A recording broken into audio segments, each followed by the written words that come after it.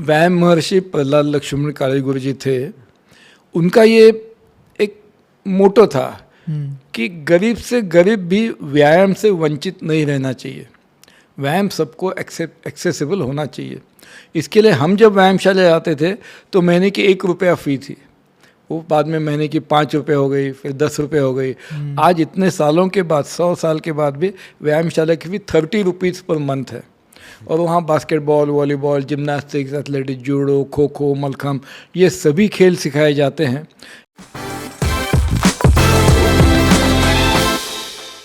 आपको कहाँ से आइडिया आया कि आपने 2 साल में ही सोचा कि नहीं आपके गुरु कौन थे? हाँ, आपके गुरु कौन थे? कोई 2 साल के बच्चे को कि कैसे पता चलेगा 2 साल के बच्चे को कि मुझे ये करना है? हाँ, तो उसके बारे में कुछ बताइए सर। It's very interesting. मेरे माँ के पिताजी जो हैं, माय ग्रैंडफादर, वो पूना में रहते थे।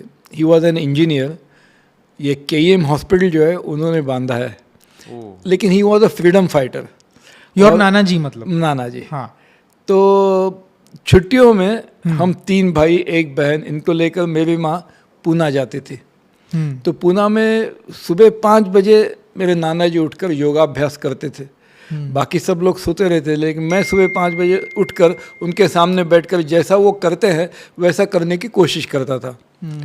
तो उन्होंने जान लिया कि इसको इसमें दिलचस्पी है, इंटरेस्ट है। तो उन्होंने मेरी माँ को बता दिया, मुंबई में श्री समर्थ व्यायाम मंदिर है दादर शिवाजी पार्क में, उसके जो फाउंडर है प्रहलाद लक्ष्मण काळे गुरु जी, वो मेरे कलीग हैं। उन्होंने स्वातंत्र आंदोलन में साथ में काम किया था। तो उदय को उनके पास ले जाइए, उनके पास उनको छोड़ दीजिए। उस समय हम काला चौकी में रहते थे। मेरे पिताजी की एक गाड़ी थी, मॉरिस 8 करके छोटी गाड़ी थी। तो पिताजी गाड़ी चलाते थे, माँ उनके बाजू में बैठ जाती थी, हम तीनों भाई 1 बहन पीछे बैठ जाते थे। और वो काला चौकी से दादर आते थे, हमें शिवाजी पार्क में समर्थ व्यायाम मंदिर में छोड़कर वो उसके पीछे एक म्यूनसिपल जिमखाना है जहाँ बैडमिंटन क्लब है, तो बैडमिंटन खेलने के लिए जाते थे। नंदू नाटेकर के वो पार्टनर थे। तो वो बैडमिंटन खेल के वापस जाते समय हमें लेकर वापस काला चौकी चले जाते थे। तो शाम को वहाँ जाने की शुरुआत उस समय हो गई जब मैं 2-2.5 साल का था। लेकिन काले गुरुजी ने मुझे मलखम्ब में बहुत रुचि पैदा कर दी।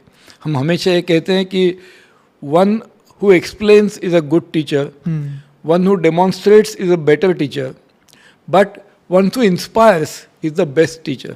तो इन्होंने इंस्पायर कर दिया मलखम्ब के बारे में। तो उसके बाद हम माहिम में रहने के लिए आ गए। उस समय मैं लोकमान्य विद्या मंदिर स्कूल में था। तो सुबह 7 बजे का स्कूल होता था, लेकिन मैं सुबह 5:30 से 6:30 व्यायामशाला आता था, मलखम्ब सीखता था और घर जाकर नहा धोकर 7 बजे पहले बेल के अंदर स्कूल में पहुंच जाता था। तो मेरे शादी के दिन भी मैं सुबह पहले व्यायामशाला आ गया, प्रैक्टिस किया, बाद में शादी के लिए हाजिर हो गया। पहले इधर का प्रैक्टिस पहले जिम किया, पहले व्यायामशाला जाके जिम किया, मलखम्ब किया, बाद में तो उस दिन भी आपने नहीं सोचा कि चलो आज तो शादी है, आज ब्रेक ले लेते हैं? तो ये एडिक्शन है एक प्रकार का, ये आपके बिना नहीं चलता है, हैबिचुअल हो गया था। हाँ। तो आप अभी भी जाते हो? आज मैं 72 साल का हूँ, फिर भी सुबह 4:30 बजे व्यायामशाला जाता हूँ और रात को 9:30 बजे घर जाता हूँ। तो ये रूटीन आज भी मेरा वही है। तो अभी भी आप खुद करते हो? मैं अभी ज़्यादा सिखाता हूँ। हाँ। मेरा तो वैसे जॉगिंग एक्सरसाइज वो तो चलता है। 4:30 से 5:30 मेरा खुद का एक्सरसाइज होता है। 5:30 बजे व्यायामशाला खोल देता हूँ। फिर 5:30 बजे कुछ बच्चे प्रैक्टिस के लिए भी आते हैं। फिर 6 बजे लेडीज़ का योगा क्लास शुरू हो जाता है। फिर 6 से 7 लेडीज़ योगा क्लास होता है। फिर 7 बजे जेंट्स योगा क्लास होता है। उनको सिखाने वाले अलग अलग टीचर्स हैं, लेकिन I am now the general secretary and chief administrator of the institution. मैंने जब आपसे बात की थी उस बारे में, तो आपने बोला था कि यहाँ पे हम स्पोर्ट्स बहुत सारे बच्चों को सिखाते हैं। कुछ बच्चे होते हैं जो फाइनेंशियली कैपेबल नहीं है और कुछ है चलो जो कैपेबल है। तो आपने मुझे उसका एक बजट बताया था कि हम 30 रुपीज़ में इतने स्पोर्ट्स सिखाते हैं, वो भी 30 रुपीज़ सिर्फ मंथ का। ये कैसे पॉसिबल है सर? ये जो व्यायाम महर्षि प्रहलाद लक्ष्मण काळे गुरु जी थे, उनका ये एक मोटो था कि गरीब से गरीब भी व्यायाम से वंचित नहीं रहना चाहिए। व्यायाम सबको एक्सेसिबल होना चाहिए। इसके लिए हम जब व्यायामशाला जाते थे तो महीने की 1 रुपया फ़ी थी, वो बाद में महीने की 5 रुपये हो गई, फिर 10 रुपये हो गई। आज इतने सालों के बाद, 100 साल के बाद भी व्यायामशाला की फ़ी 30 रुपीज़ पर मंथ है। और वहाँ basketball, volleyball, gymnastics, athletics, judo, kho kho, mallakhamb, ये सभी खेल सिखाए जाते हैं। 180 कोचेस है जो किसी भी प्रकार का मानधन, सैलरी, पेमेंट, स्टाइपेंड कुछ भी नहीं लेते हैं और कम से कम 2-2, 3-3 घंटा डेली बच्चों के लिए स्पेंड करते हैं। तो 30 रुपीज़ में कुछ भी आप सीख सकते हो? ये ये सब में say anything you can learn with in 30 rupees.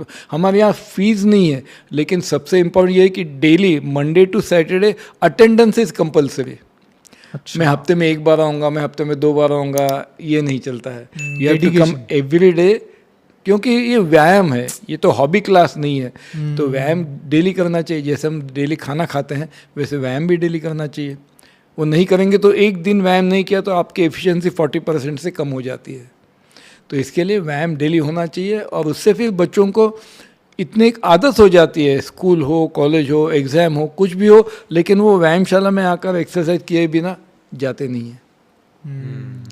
तो सर, ये मलखम आपने जैसे बोला था कि पहले तो सिर्फ एक लकड़ी के खंभे पे ही होता था, तो ये रोप का कब चालू हुआ कि रोप से भी हम कर सकते हैं? जी, ये बालम दादा देवधर जी ने पोल मलखम की शुरुआत की। उसके बाद कम से कम 100 साल के बाद दामोदर भट्ट मोघे जी जो थे, उन्होंने केन मलखम शुरू किया। केन का जो फर्नीचर बनाया जाता है, बैम्बू, इतना फिंगर थिक केन होता है, वो बहुत फ्लेक्सिबल होता है। फ्लेक्सिबल होता है और ऊपर से टंगा हुआ होता है। तो उसके ऊपर हम भी जो सीखे वो केन मलखम भी सीखे। उस समय सिंगापुर से केन इंपोर्ट होता था, लेकिन बाद में इंपोर्ट पॉलिसी में चेंज हो गया तो सिंगापुर से केन आना बंद हो गया। और इंडिया में जो केन होते हैं, नॉर्थ ईस्ट में बहुत केन होता है, लेकिन वो इतने रिलायबल नहीं होते हैं कि जब टूट जाता है तो 2 टुकड़े हो जाते हैं उसके। ये सिंगापुर का केन टूट जाएगा तो भी उसको 2 टुकड़े नहीं होंगे वो। तो इसके लिए वो केन मलखम करने में बहुत उसके ऊपर सेफ था और ये सेफ्टी नहीं था। इसके लिए फिर केन की जगह पे रस्सी सब्स्टिट्यूट कर दी। वो वैद्य मद करमलकर जी थे जो भानु तालीम संस्था, अंबाबाई तालीम संस्था मेरठ के थे, सांगली जिला में। उनके बाद व्यायाम पटु पवी बाणे गुरुजी, परशुराम विठोबा बाणे करके थे, उन्होंने ये रोप मलखम का बहुत प्रचलन कर दिया। उनके साथ हमेशा रोप मलखम होता ही था।